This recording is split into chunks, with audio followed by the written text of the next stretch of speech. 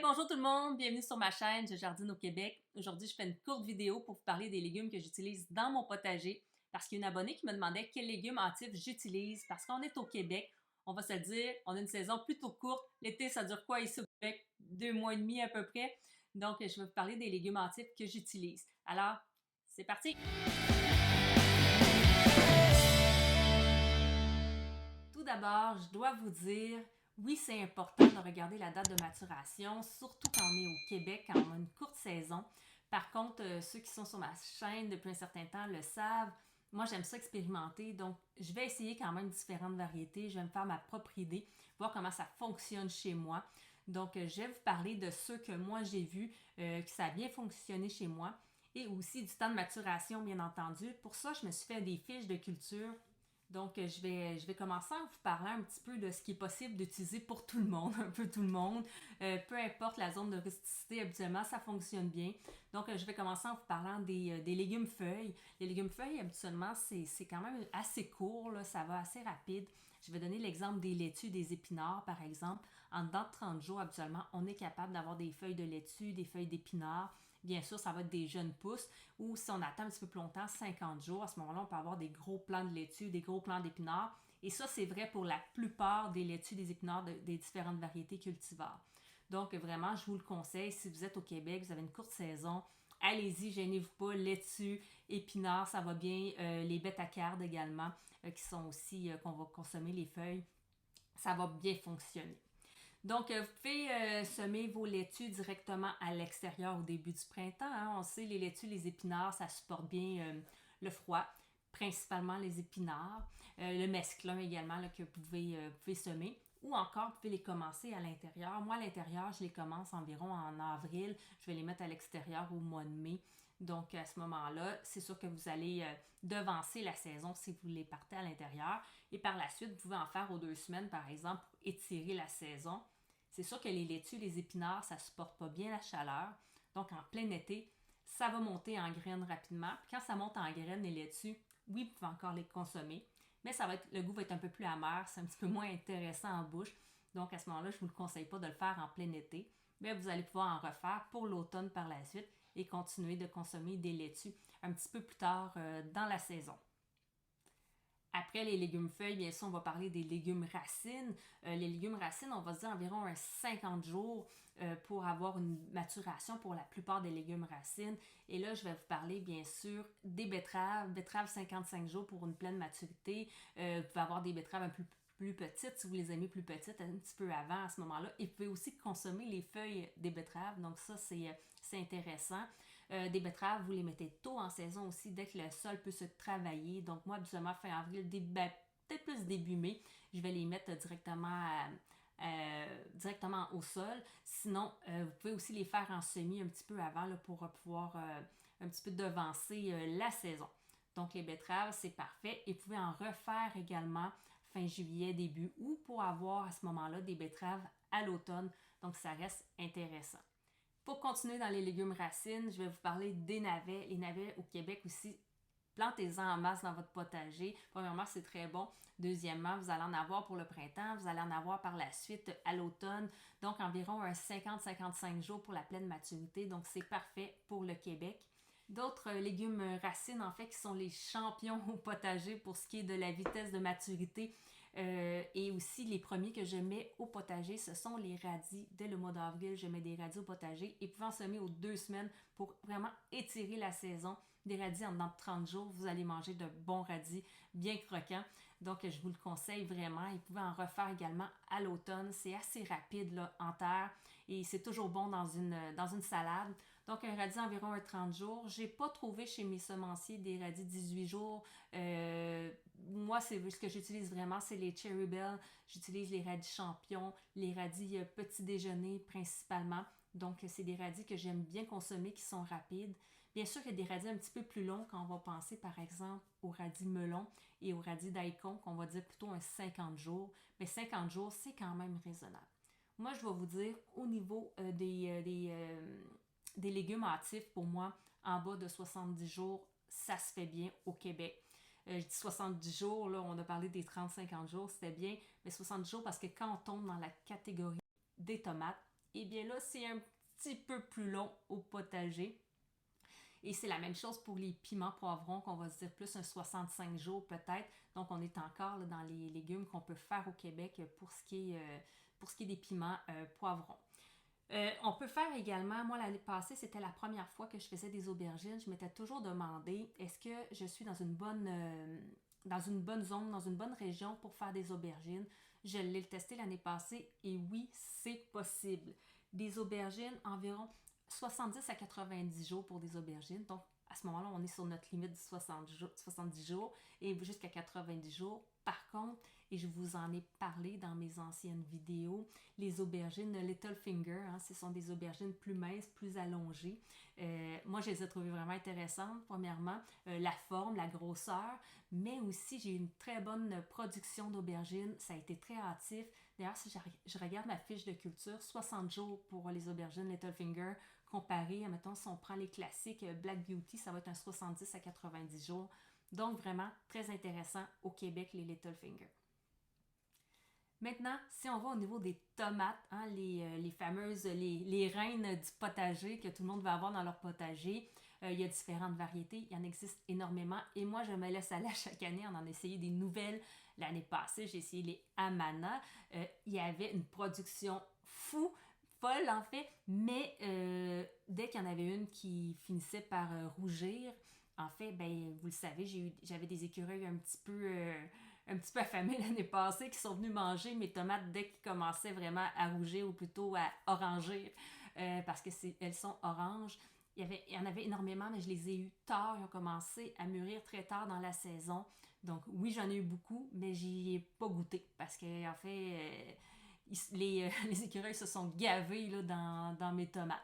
Donc, je sais pas si je vais peut-être en refaire un parce que vraiment pour la production, puis je vais l'essayer dans ma nouvelle mini-serre là, que je vais me construire au printemps et je vais voir si j'arrive à des meilleurs résultats. Mais en production, c'était vraiment très, très intéressant. Au niveau de mes tomates, que j'ai eu des meilleurs résultats qui ont mûri, qui étaient plus hâtives, j'ai dans les tomates cerises, les subarctiques et les gold nuggets. Les subarctiques, 50 jours de maturation pour des tomates, c'est vraiment excellent. Ça a une bonne production également. Donc, j'étais très, très satisfaite de cette variété-là. Et les gold nuggets, c'est 55 à 65 jours et surtout, c'est très productif. Donc, c'est très intéressant d'en avoir au potager. On n'a pas besoin d'en avoir plein de plants, c'est ça qui est intéressant, mais d'en avoir un ou deux et on est capable à ce moment-là de produire quand même suffisamment pour les gold nuggets. Ensuite de ça, je vais aller voir. Oui, moi, les premières grosses tomates que j'ai eues au potager l'année passée, que j'ai été bien satisfaite, pas au niveau de la quantité, mais ça, je pense que c'est plus une place, l'endroit où j'avais mis mes tomates, là, il y avait un petit peu d'ombre, mais au niveau de la maturité, ça a été mes cœurs de bœuf. Il y a les cœurs de bœuf, notamment le téton de Vénus, là, qui sont de 70 à 80 jours, donc c'est quand même raisonnable. Mais mes cœurs de bœuf, j'ai eu de très bons résultats par rapport à la maturité. L'année passée, j'en ai pas fait. L'année avant, j'en avais fait. C'est des tomates italiennes Ropreco pasté. C'est à part déterminé, ce qui fait en sorte que, bon, premièrement, le plan est plus petit, donc on a moins besoin de le tutorer. Une cage à tomates, c'est suffisant. Et puis, ça a été énormément très productif. Et ce qui est le fun, c'est que les tomates deviennent rouges pas mal tout en même temps, dans une certaine période de temps, ce qui fait que c'est excellent pour faire des sauces. Donc, j'ai fait beaucoup de sauces avec ces tomates-là. J'en ai pas fait l'année passée parce que je trouvais qu'au niveau du goût, il me manquait un petit quelque chose, mais ça faisait de la très bonne sauce, par exemple. Donc, cette année, je pense que je vais en refaire pour le côté productif et le côté hâtif là, de cette tomate. Si je regarde encore, tomate rouge Oregon Spring et Manitoba. Donc, Oregon Spring, 70 jours, Manitoba, même chose, 70 jours. Donc, c'est parfait. Ça rentre dans notre côté hâtif qu'on recherche au Québec. J'ai jamais fait ces tomates-là, mais j'ai des abonnés qui me les ont recommandées. C'est pourquoi je les essaie cette année. Donc, merci à mes abonnés. Ils vont se reconnaître qui m'ont suggéré ces deux types de variétés. Et je vais aussi tenter la tomate stupis, mais en fait tenter, je l'ai fait à chaque année, ça fait 3-4 ans que j'utilise. Je vais tenter, j'ai dit ça parce que j'ai des vieilles graines, donc je ne sais pas si elles vont germer. Mais la tomate stupis, je l'aime au goût, je la trouve excellente. Elle est très productive. Et si on regarde la maturation, 60-65 jours, c'est parfait. C'est indéterminé, il faut bien tutorer là, ce plan-là, mais c'est vraiment un plan que j'ai apprécié. J'ai acheté mes graines de cette tomate-là, moi, chez les jardins de l'Écoumène. Donc, voici pour mes tomates que j'utilise plus hâtif, mais j'en ai plein d'autres tomates que j'ai envie d'essayer. Je regarde ma liste, là, j'en ai vraiment beaucoup, mais il y en a qui sont vraiment plus longues, là, je sais pas. Mais je me dis qu'avec la mini-serre que je vais me faire au printemps, je vais parvenir probablement à réussir ces tomates-là. Donc, je vous en redonnerai des nouvelles là, à la fin de la prochaine saison. Donc aussi, oui, bien sûr, ce que vous pouvez faire au Québec tout le temps, hein, des haricots. Des haricots, c'est parfait. Des piments aussi, vous pouvez en faire. Si je cherche mes haricots en ce moment là, pour donner plus d'informations, les haricots environ 50 à 60 jours en moyenne, donc c'est parfait. On les commence quand le sol est bien réchauffé par contre, donc vous pouvez les commencer à l'intérieur, mais si vous les plantez directement à l'extérieur, ils vont rattraper ceux qui ont été semés en premier à l'intérieur. Donc, faites-le à l'extérieur directement début juin, dans mon cas, moi, dans ma zone de rusticité. Fin mai, peut-être, mais je vous dirais, si vous jouez classique, un peu plus classique comme moi, un peu plus safe, je vais début juin. Donc, vous allez avoir des haricots, c'est super.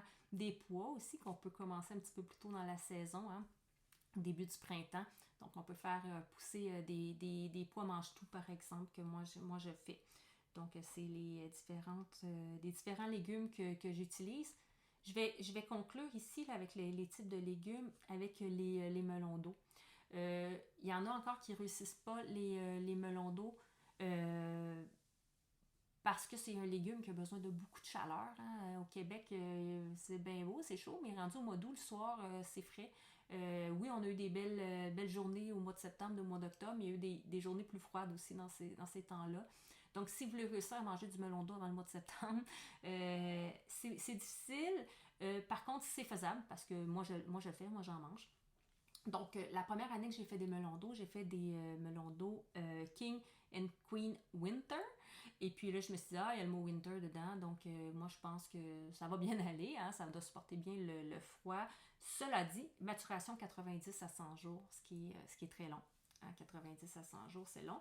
Euh, donc, j'ai pas réussi à aller à maturité avec mes melons d'eau parce que je peux pas les mettre au potager avant peut-être 10 juin, 8, 9, 10 juin. Donc, c'est quand même assez tard dans la saison et on ne peut pas les semer à l'intérieur beaucoup d'avance parce que ça grossit rapidement. Donc, peut-être début mai là, que je commence mes semis de melon. Donc, finalement, la première année, ça n'a pas fonctionné, mais j'ai décidé de ne pas lâcher, de persévérer. Puis j'ai changé de sorte. J'ai pris des Blacktain Mountain. Et là, c'est 75 jours. Donc, à 75 jours, j'ai réussi mes melons d'eau. Ça n'a pas été très productif. J'en ai pas eu énormément. Peut-être 2-3 melons par plant seulement. Mais c'était suffisamment satisfaisant pour moi. Donc, ça a bien été. Et puis, cette année, j'ai acheté des melons d'eau petits yellow. J'ai jamais essayé cette variété-là. Mais c'est peut-être ça que j'avais utilisé, mais c'est un melon d'eau que j'avais acheté à l'épicerie. J'ai appris les graines à l'intérieur, melon d'eau jaune. Je les ai semés. J'ai eu des bons résultats l'année passée, mais je me souviens pas de la variété. Là, des petits yellow, 65 à 75 jours. Donc, ils devraient être plus petits, mais ils devraient arriver avant la maturité. Donc, c'est sûr que je vais essayer cette variété cette année. Bon, j'avais dit que c'était les derniers que je vous parlais, mais je ne peux pas passer à côté des carottes. Je sais qu'il y a plusieurs d'entre vous qui avaient de la difficulté avec les carottes. Chez moi, ça va très bien les carottes. Premièrement parce que c'est sableux chez moi. Donc oui, je rajoute de la terre végétale et tout ça, puis du compost. Mais moi, je réussis bien mes carottes parce que en fait, le truc pour les carottes, c'est d'avoir un sol qui est meuble. Hein. Bien meuble, donc de bien le préparer, qu'il soit bien meuble, bien profond. Donc, les carottes, 70 jours, mais on les commence tôt, début mai. Et si vous les mangez en plus petites carottes, ben, ça va être avant 70 jours. Vous les mangez quand vous voulez, en fait. Quand ils ont la grosseur que vous souhaitez, vous les mangez. Si vous voulez les conserver, bien sûr, on va les laisser plus longtemps au potager. Et on peut en refaire après, par exemple, début août, fin juillet, début août, pour les récolter un peu plus tard à l'automne parce qu'ils supportent bien le froid. Donc, c'est parfait. Et encore là, je vais vous parler des oignons. Les oignons 100 jours. Par contre, les oignons, on les commence très tôt aussi quand le sol peut être travaillé et on peut les récolter après à l'automne. Donc, de toute façon, les oignons, on va vouloir les conserver aussi pendant la période estivale, la période hivernale. Donc, vous pouvez en faire au Québec sans problème. Là, des oignons, ça supporte bien le froid.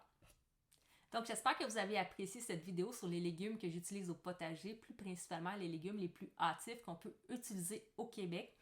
Moi, ce que j'aimerais, c'est que si vous avez des idées, des commentaires, des suggestions, en fait, de légumes hâtifs que vous utilisez, peu importe où vous êtes dans le monde, si vous avez des suggestions à me faire, un peu comme les tomates Oregon Spring et Manitoba que des abonnés m'ont suggéré, que je vais utiliser cette année, alors d'en faire les recommandations dans les commentaires et en même temps, ça va nous permettre de le partager avec la communauté, que les gens puissent en bénéficier. Donc, merci d'avoir écouté cette vidéo et je vous dis à une prochaine. Au revoir.